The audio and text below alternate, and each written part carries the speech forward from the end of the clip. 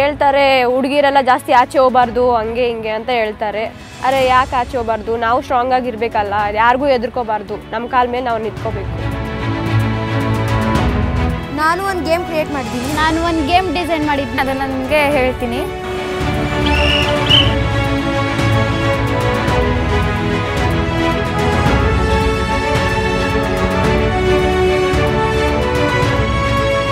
ಇವಾಗ plastic clean ಮಾಡ್ತೀವಲ್ಲ, ಅದು ಜಾಸ್ತಿ ದಿವಸ ಅಂದರೆ ಹೋಗೋದೇ ಇಲ್ಲ, ಭೂಮಿ ಏನು ಹೀರ್ಕೊಳ್ಳೋದು ಇಲ್ಲ, ಏನೂ ಮಾಡಲ್ಲ.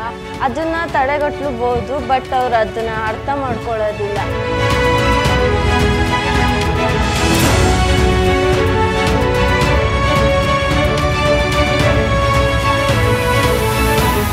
ಎಲ್ಲ ಎಷ್ಟು ಚೆನ್ನಾಗಿ 10 ನಿಮಿಷದಲ್ಲಿ ಮಾಡ್ಬೋದು ಅಂತ ಈ ಮಕ್ಕಳು ತೋರಿಸ್ಕೊಟ್ಟಿದ್ದಾರೆ.